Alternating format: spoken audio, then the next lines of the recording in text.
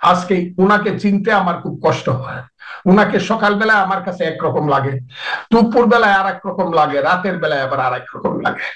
আজকে একরকম দেখি, আগামীকাল উনি আর এক রকম। উনাকে চিনতে বড় কষ্ট হইতেছে। উনার সমর্থন না থাকলে তো এত অন্ধকারের খেলা হতে পারে না দেশে। উনি তো একদিন বলে নাই যে রাজনীতি করব, রাজনীতি করব, প্রতিপক্ষের বাড়ি পুড়িয়া ধূলিসাৎ করে দিতে হবে। বুলডোজার চালা, বুলডোজারটা আসছে কোথায়? বুলডোজারটা তো ইউনূস সাহেবের কাছে। উনি যদি বুলডোজার দিয়ে মানুষের বাড়ি ঘুরিয়ে দেয়, তাহলে উনি যে শান্তিতে নোবেল নোবেল পুরস্কার পেয়েছেন, এটার সম্পর্কে প্রশ্ন উঠে কিনা আমার অনেক সময় প্রশ্ন আসে। উনি তো শান্তিতে নোবেল পেতে, শান্তি বুঝি মানুষের বাড়ি বুলডোজার দিয়ে ঘুরিয়ে দেওয়া, মানুষের বাড়ি পুড়িয়ে দেওয়া। তার চেয়েও বড় অপরাধ করেছে উনারা বলে উনার সঙ্গে যার জবাবদিহি উনাকে করতেই হবে। কিশোরগঞ্জে সৈয়দ নজরুল, তাজউদ্দিন, মনসুর আলী, কামরুজ্জামানদের যে ভাস্কর্য ছিল সেগুলা ভাঙছে। আচ্ছা, সেটা আমি না হয় অনেক কষ্টে মেনে নিব, কারো কিছু ভাঙ্গা উচিত না, কিন্তু স্বাধীনতার 7 বীর শ্রেষ্ঠ সমস্ত ভাস্কর্য ব্যাংকে পা দিয়া মারাইছে। এটার প্রতিবাদ তো ইউনূস সাহেব করে নাই, এটার প্রতিকারও তিনি করেন নাই। আবার যে 7 শ্রেষ্ঠ বীর শ্রেষ্ঠ, তারা তো সবাই সামরিক বাহিনীর লোক। তাদের আত্মত্যাগের জন্যই তো আজকের যে বাংলাদেশের জেনারেল ওয়াকারুজ্জামান, নাইলে তো ওয়াকারুজ্জামানের মতো ছেলে তো জেনারেল হইতো না। উসমানীর মতো লোক কর্নেল হয়ে পাকিস্তানে রিটায়ার করে, ওয়াকারুজ্জামান সহ গন্ডায় গন্ডায় জেনারেল, শত শত মেজর জেনারেল, লেফটেন্যান্ট জেনারেল। তাদেরকে আমি যদি জিগাই, ওই 7 বীর শ্রেষ্ঠ এবং আপনাদের ভাইদের রক্ত দেওয়ার কারণেই তো আজকে আপনারা বাঙালির ছেলে জেনারেল হয়েছেন, lieutenant general, major general, brigadier general হয়েছেন। আপনাদের মনে কি লাগে না?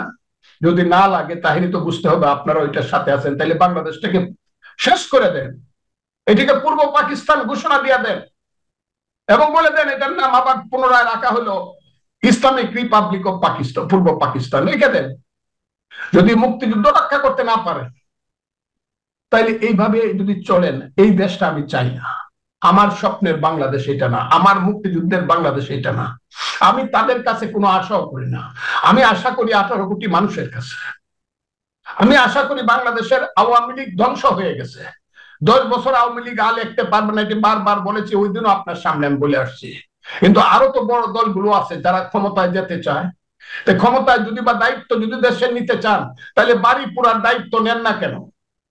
এই যে ধ্বংসের দায়িত্ব নেন না কেন? 7 বীর শ্রেষ্ঠ ভাস্কর্য ভেঙে ফেলা হচ্ছে, সেই ব্যাপারে কথা বলেন না কেন? তাহলে বলে দেন যে আমরা মুক্তিযুদ্ধের কোন পক্ষে আছেন, সেটা পরিষ্কার বলে দেন। আমি তো মনে করি বিএনপির মতো দল, যে দলটা আমি করি। বলবেন বঙ্গবন্ধু 32 নম্বর বাড়িও যে বুলডোজার দিয়ে ঘুরিয়ে দেওয়া হলো? তো তাই বললাম, আমার কথা বঙ্গবন্ধুর বাড়িটা আমি অন্যভাবে নিব, বাহানা হিসাবে নিব। কিভাবে নিব? ওই যে আমি বলি শেখ মুজিব খুব খারাপ লোক, 6 দফা দিয়া অনর্থক বাঙালির মুখে ভাষা দিছিল। দিল্লি না পিন্ডি না ঢাকা, ঢাকা ঢাকা, পাঞ্জাব না বাংলা, বাংলা বাংলা। ওরা আমাদেরকে শোষণ করতেছে, সোনার বাংলাকে শ্মশান করতেছে। কাজটা তো শেখ মুজিব বড় খারাপ করছিল। তা না হলে পাকিস্তানের সাথে আমরা থাকলে আদমজি ইস্পাহানিদের বড় বড় কারখানা হইতো, ওখানে গিয়ে আমরা কর্মচারী হইতাম, আমরা ওখানে গেটের দারোয়ান হইতাম। আদমজির নাতির সুন্দর গাড়ি দেখলে হাততালি দিতাম। আর পাঞ্জাবি ছেলেরা এসে আমাদের দেশের মেয়েরা বিয়ে করে সুন্দর সুন্দর আমাদের বাগদা বাগদি বানাইতো। শেখ মুজিবুর রহমান এই কাজটা খারাপ করে নাই? আমাদেরকে অত কিছু থেকে বঞ্চিত, তার বাড়িটা না হয় ভেঙে ফেলছে। কিন্তু আমার কথা হলো, শুধু কি তার বাড়ি ভাঙছে, গা আগুন দিচ্ছে? এই যে আগুন দেওয়ার সংস্কৃতি, আজকে ইউনূস সাহেব যে থাকা চেয়ারে বৈশা, গদিতে বৈশা, ময়ূর সিংহাসনে বৈশা আরেকজনের বাড়ি পুরাইতেছেন, এ ডে মে কাম জনাব মোহাম্মদ ইউনূস সাহেব, এ ডে মে কাম। এই পুরানোর ক্ষমতা কিন্তু একসময় অন্যদেরও হইতে পারে, তখন কিন্তু আপনার গ্রামীণ অবস্থা কি হবে বুঝে শুনে দেখতে। আপনি কেন এটা করলেন না? একটা লোককে কেন দায়ী করলেন না? প্রতিষ্ঠানকে কেন দায়ী করলেন না? আর্মিরা এসে ঘুরে গেল, মনে হইলো তারা হাততালি দিল, কাজটা কর কর, আমরা তোদেরকে প্রোটেকশন দিচ্ছি। এইটাকে একটা দেশের আর্মি হওয়া উচিত? এটা কি মুক্তিযুদ্ধের আর্মি? এই বুঝতে হবে যাদেরকে আমি সারা জীবন বলে আছি স্বাধীনতার সার্বভৌমত্বের প্রতি। আমার দেশের স্বাধীনতার সার্বভৌমত্বের প্রতি কি এরকম হওয়া উচিত? এরাই আর্মি?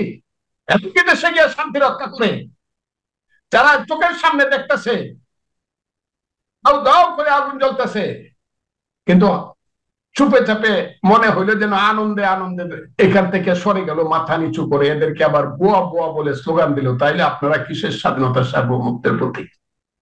আর যদি মনে করেন যে আপনারা এইভাবে বাড়িঘর ওদেরকে সমর্থন করে পুরাবেন, এই যে mob justice, mob justice, mob action, 10,000 লোক একত্র করতে পারলেই আমি যা ইচ্ছা তা করতে পারি। 18 কোটি মানুষের দেশে 10,000 না, 10 লাখ লোক একত্র করাও কিন্তু এমন কোন কঠিন জিনিস না। এমন মানুষ আসতে পারে, সে গুন্ডা হইতে পারে, বদমাশ হইতে পারে, লুটেরা হইতে পারে, এটার একটা দল হইতে পারে, এই দলটাকে আমি ঘৃণা করি। কিন্তু ভালো মানুষেরও কিন্তু দিনে 24 ঘন্টায় 10 লাখ লোকের একটা হইতে পারে, জমায়েত হইতে পারে, যারা জীবন দেওয়ার জন্য প্রস্তুত হয়ে বলতে পারে মুক্তিযুদ্ধ ছাড়বো না, গণতন্ত্র ছাড়বো না, এই দেশে জঙ্গিবাদ প্রতিষ্ঠিত হতে দিব না, এই দেশে হবে